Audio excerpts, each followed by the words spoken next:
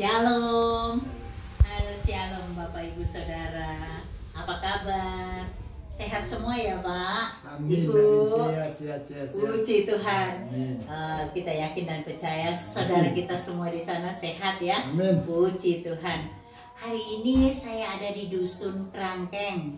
Di sini saya lagi sowan di tempatnya Pak De Lukas, seorang hamba Tuhan di Dusun Kerangkeng di lereng Gunung Merbabu. Beliau ini punya pengalaman dalam pelayanan yang luar biasa, yang saya setiap berjumpa dengan beliau itu merasa roh saya bergelora gitu, jadi bertambah semangat. Ada rekan-rekan pelayanan yang walaupun sudah sepuh tapi di dalam roh itu tidak pernah sepuh ya Pak. Amin. Selalu berapi-api dalam pelayanan. Kita dengar sharing dengan beliau ini. Tadi beliau sempat mengutarakan tentang persekutuan apa namanya? PPRB itu persekutuan pelayanan pulang ke rumah Bapak. Pulang ke rumah Bapak. Jadi ini persekutuan yang mempersiapkan pelayanan, yang mempersiapkan pemakaman para murtadin ya. Karena biasanya kalau orang murtad itu wis nggak dianggap sama keluarganya ya Pak. Wis diuncal, kayak dibuang sama keluarganya, dibuang gitu, nggak dianggap.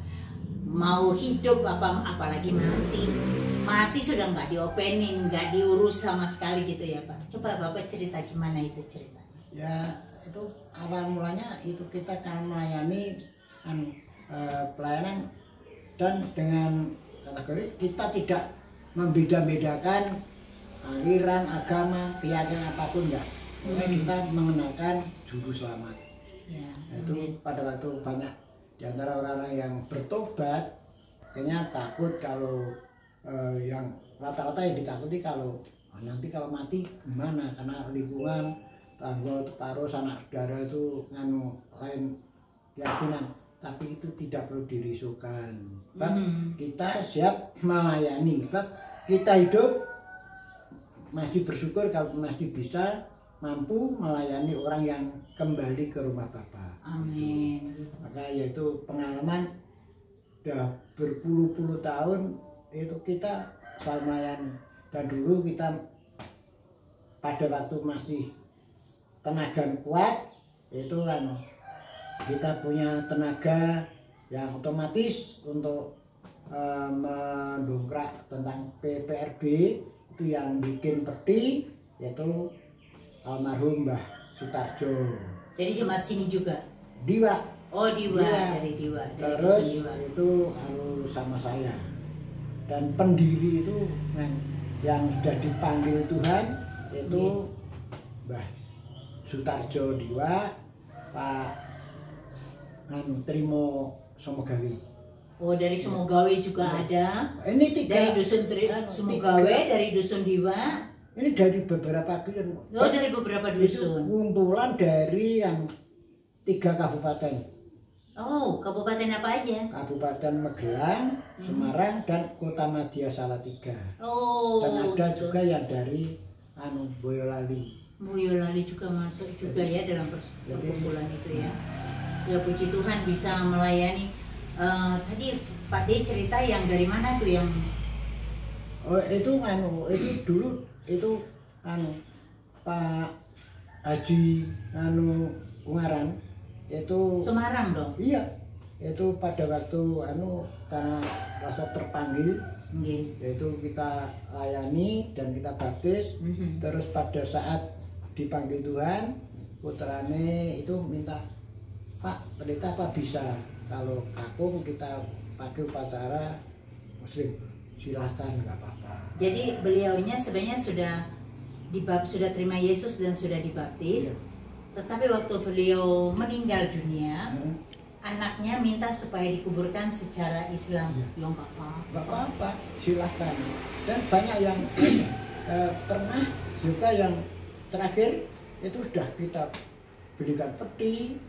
Terus anaknya juga minta gitu, Bapak mau kita pacara pakai nganu Cara adat Islam. Muslim, silakan nggak apa-apa, silakan. Akhirnya pedi ini kan nggak tak kasih, nggak pakai pedi. Oh, Itu. Jadi kita fleksibel, jadi nggak ya memang harusnya kan begitu Pak De. Yang penting kan semasa dia hidup, dia sudah terima Yesus, sudah dibaptis, sudah tahu kebenaran, Dan ya, itu yang melakukan. penting. Dan Dan melakukan. menjadi pelaku firman itu yang penting. Soal meninggal nanti mau diapain, Ya. mau dikuburkan secara apa, bang udah bangke, nggak ada masalah gitu. Jadi nggak perlu diributkan ya Pak. Itu nggak perlu kita ributkan karena Semua berjalan mulus. iya mau dikuburkan secara apapun. Dan yang itu kita utamakan kan kita pelayanan doa untuk orang sakit dan bagi orang yang sangat membutuhkan, kita kan sering bagi-bagi sembako. Okay. Seperti kemarin itu pas Natal juga pakai paket sembako dibagi-bagikan ke Iwa, ada cuma 1-2 orang yang bukan anggota PRB tapi dia sangat membutuhkan. Di Bumiayu, terus di Kupeng, kalau yang di Magelang enggak, pokoknya dibagikan yang daerah sini Yang aja. daerah sini, oh iya. Terus itu Tadi Pak De juga bilang menyediakan peti mati ya. ya. Hmm. Tapi sekarang sudah enggak. Oh sekarang tidak menyediakan. Kalau dulu menyediakan peti mati. Dan kita sumbangkan. Hmm. Bagi Jadi orang yang sangat membutuhkan. sangat membutuhkan ini ya.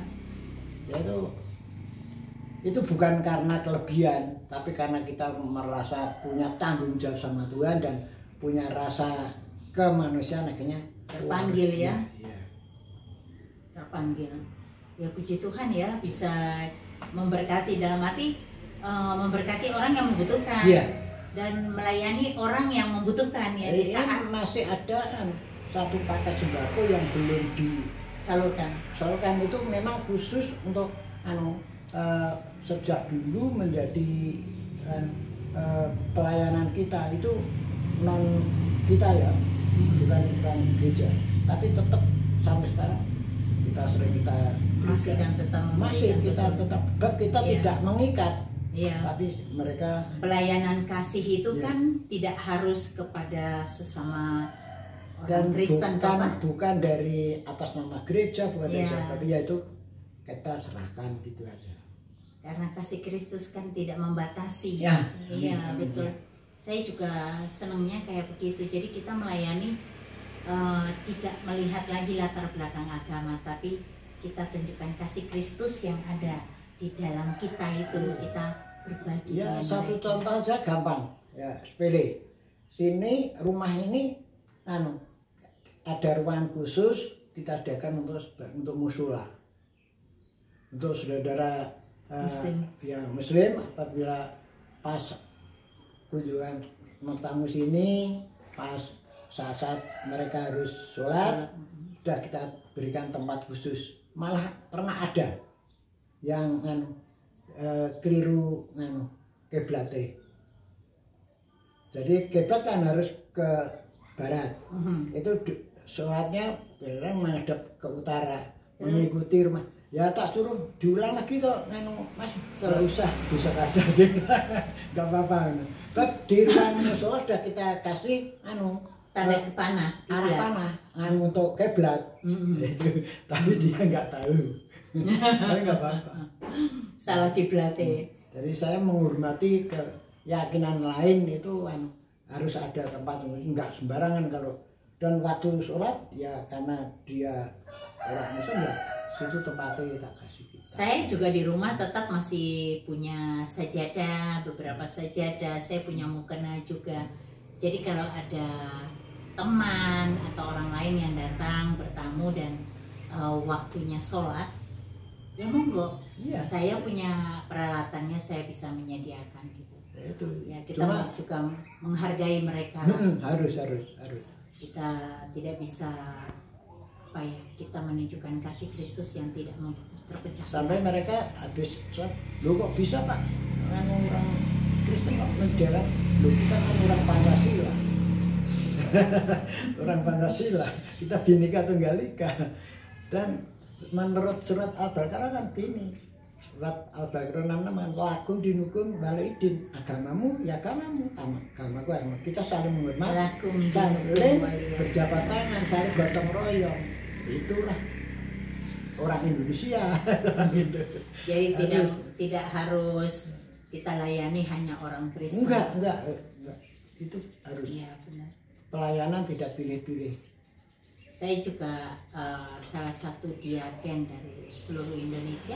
Saya diaken Salatiga yang di bawah dari naungan Yayasan Damaris Pancasila Indonesia. Yayasan Damaris Pancasila itu setiap hari berdiakonia, membagikan makanan di tiap kota. Dan saya melayaninya di Salatiga, berbagi makanan dengan mereka yang butuhkan makan. Di kota Salatiga setiap minggu saya 100 porsi, tetapi juga ada saudara kita yang lain di luar. Biasanya yang di luar negeri kalau biasanya, Bu mau nggak saya titipin, tolong ibu masakin, tolong buatkan makanan buat mereka yang butuh makan, ya monggo gitu. Saya siap jadi alat saluran berkah gitu ya aja gitu. Jadi saya juga ada yang kadang-kadang ada yang ngirimin gitu ya, bisa masa 1 minggu itu bisa 4 kali ya. Semuanya tuh kita berbagi tanpa melihat latar belakang agama. Kita benar-benar berbagi karena kasih Kristus yang ada di dalam kita ya Pak. Jadi membantu orang meninggal, orang masih hidup, siapapun yang membutuhkan pertolongan harus dibantu ya Pak D ya. Tanpa melihat latar belakang agama ya Pak D ya. Karena kalau lihat latar belakang agama iso perang-perangan ya Pak. Dan itu salah ajaran. Bisa perang-perangan. Salah ajaran. Tapi di dalam firman Tuhan kan kasihlah sesamamu. Iya. Gitu. Jadi kasihilah musuhmu. Kalau kamu ditampar pipi kiri, kasih pipi kanan. Tapi kadang-kadang nggak bisa terima juga ya Pak D. Ada orang yang nggak bisa terima tuh ketika digituin ya. Ya gitu. Ya jadi pelayanan Pak D ini di sini juga banyak sekali selain menginjili ya. Itu pernah, itu kita mengadakan, tapi beberapa puluh tahun yang lalu kita mau mengadakan Natal PPRD di Latar. Tempatnya sudah kita pesen. Setelah saya datang itu baru dipakai untuk pameran, ada ular gede itu loh. Itu akhirnya tempatnya kan dipakai itu. Saya dari situ pakai sampai hujan deras pindah ke Ketep lewat ngubengi Gunung Merbabu. Mengelilingi Gunung Merbabu dari Telatar sampai ke Ketep. Ya. Jauh banget itu. Tapi puji Tuhan di sana dapat tempat luar biasa dan banyak orang-orang bule yang ikut ibadah. Dan itu rencana Tuhan yang luar biasa. Dan sana dapat sambutan dari pengunjung-pengunjung, waduh luar biasa. Itu berapa tahun yang lalu itu. Pak D, tadi Pak D cerita yang mana tuh yang ada orang bertobat terus dia meninggal, keluarganya nggak mau ngopenin, terus nggak mau juga ngusungi jenazahnya, ceritanya gimana? Terus Pak D pakai mobil gitu. Itu kita sewa mobil, sewa ambulan. Iya. Terus jadi ngangkutnya pakai ambulan? Iya. Sampai ke dalam kubur? Iya itu. Sampai ke dalam pemakaman? Iya. Jadi nggak ada yang gotong ya? Enggak, dari rumah memang itu menurut saya itu jawaban Tuhan. Ah, haleluya. Jadi itu karena dia memang dia Muslim. Iya. Jenazah ini Muslim. Terus sudah dilayani? Iya. Oh, udah ikut Yesus.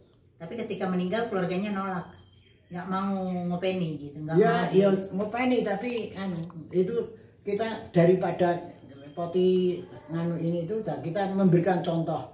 Kan sampai sekarang jadi umum loh, orang meninggal pasti makan sedakwe di antar pakai ambulan kalau sekarang. Kalau dulu kan masih langka. Masih dipikul kan. Iya. Itu udah. Itu jadi pelayanannya kan. Dari dipikul pada waktu dulu dipikul sama bawa ambulan kelihatan terhormat bawa ambulan. Oh gitu ya. Itu. Pak D, sampai sekarang ada kendala-kendala dalam pelayanan seperti begitu, dalam arti begini, sekarang masih ada nggak yang ketika orang itu sudah menyatakan imannya, dia iman percayanya pada Yesus Kristus, sudah dibaptis, tahu-tahu dia meninggal, pada satu waktu dia meninggal, ada nggak keluarganya yang sama sekali nolak itu, nggak mau? Enggak. Sudah nggak ada ya. Berarti toleransi saudara-saudara kita dari Muslim juga cukup baik dong, puji Tuhan ya. Karena saat ini tuh kan orang sudah banyak sekali bertobat lagi Pak Ade. Terutama di Jawa ini sudah banyak sekali orang bertobat. Karena ini Roh Kudus sedang bekerja di Indonesia ini. Karena kita lah satu-satunya negara di dunia yang mayoritas terbesar penduduknya Muslim itu Indonesia. Tapi apa benar saat ini tuh masih terbesar Muslim? Itu yang perlu dipertanyakan toh Pak Ade. Karena orang bertobat itu banyak sekali, ribuan. Bahkan para ustadz sampai bingung kenapa orang kok pada murtad. Di daerah-daerah Muslim banyak sekali yang murtad. Cianjur, Tasik, Sumatera Barat dan lain-lain. Yang apalagi di Jawa Tengah terutama banyak sekali Pak Ade ya. Ya puji Tuhan lah, karena tanda-tanda kedatangan Tuhan kan semakin nyata kan. Injil kan harus dinyatakan sampai ke ujung dunia, iya kan? Nah puji Tuhan banyak orang bertobat. Kebenaran itu kalau kita tidak menyampaikan, mereka juga nggak pernah tahu tentang kebenaran itu. Jadi kebenaran itu harus disampaikan. Roh Kudus sedang bekerja, kita cuma sebagai alat aja dipakai Tuhan untuk menyatakan kebenaran firman Tuhan itu pada orang lain ya Pak Ade. Iya. Puji Tuhan. Baru-baru ini ada lagi yang baru bertobat nggak Pak Ade? Belum ada. Belum ada lagi ya. Yang terakhir berapa orang Pak Ade? Itu 6 orang lagi ya. Puji Tuhan. Luar biasa Pak Ade nih. Pak Ade Lukas ini cukup terkenal kalau di dusun sini, di dusun Kerangkeng itu terkenal Pak Ade Lukas ini. Ya, nggak ada orang yang terkenal. Di dusun sini kan, di sekitar sini orang semua, dusun-dusun semua tahu, terkenal dia. Kalau di dusun-dusun ini tahu yang namanya Pak Ade Lukas. Di sini tuh Lukas ada 2, satu Lukas pendeta, iya ya, satu Pak Ade Lukas penginjil. Yang penginjil ini juga semua orang tahu dia, gitu. Luar biasa. Walaupun umurnya tidak muda lagi, tapi pelayanannya terus berjalan. Oh, umurnya baru 79. Baru 79 masih muda. Masih muda. Masih muda itu. Masih muda. Tapi sekarang sudah DRS. Di rumah saja. Di rumah saja. Dulu kan ke Lampung kemana-mana. Seperti kemana-mana beliau di rumah. Di rumah saja. Sekarang DRS, di rumah saja. Titelnya DRS ya, di rumah saja, tapi tetap melayani dari rumah, di rumah. Luar biasa.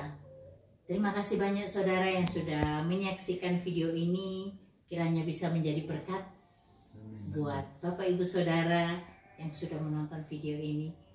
Terima kasih banyak. Jangan lupa di like dan subscribe, bantu share supaya apa yang dilakukan Pak Ade Lukas itu kita yang di tempat yang terpencil, di tempat lain pun, bahkan di kota besar pun kita juga mau melakukan.